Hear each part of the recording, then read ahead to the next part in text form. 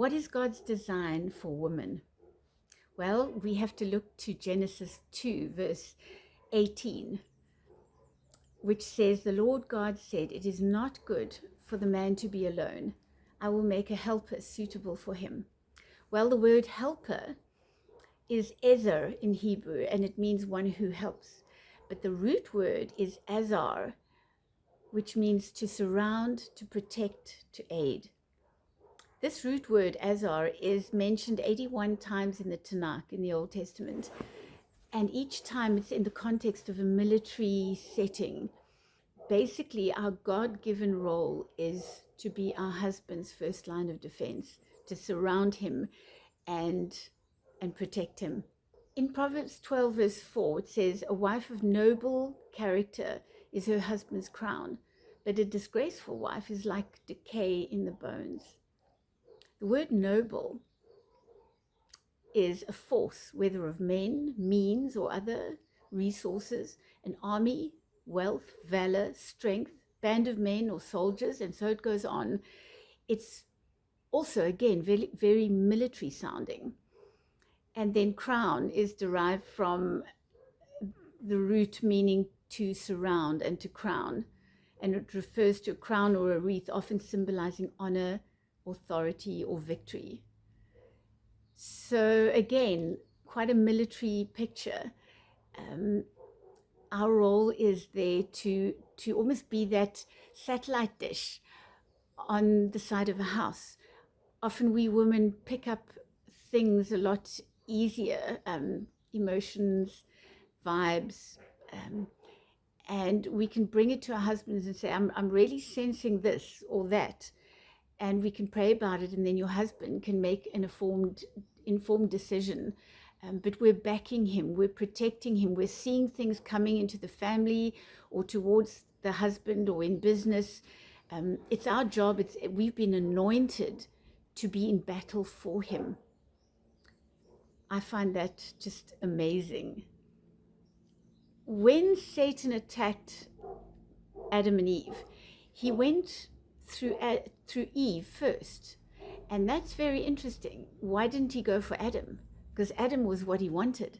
But if you're going to break into a house, you've got to disarm the alarm system first. And Eve is the alarm system.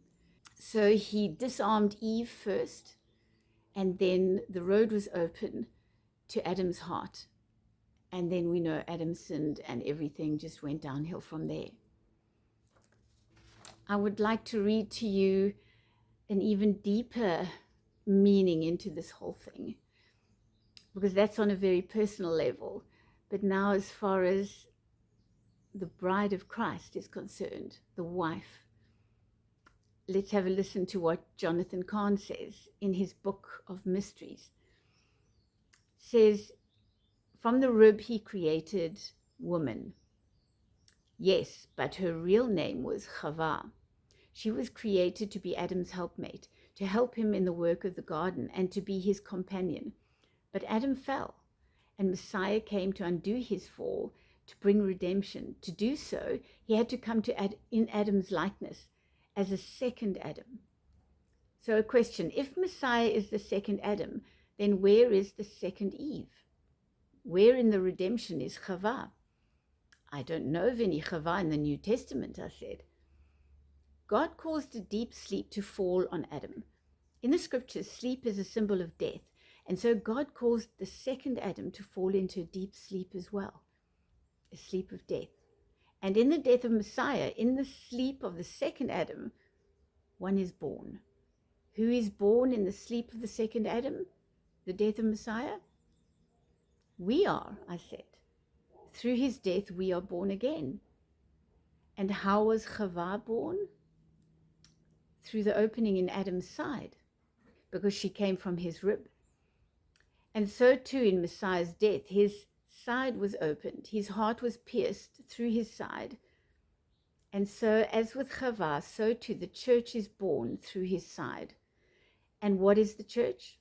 The bride of Messiah, his Chava. And therein lies the mystery. You were born again to be Chava, the helpmate of God, to assist him in accomplishing his work and his purposes on earth.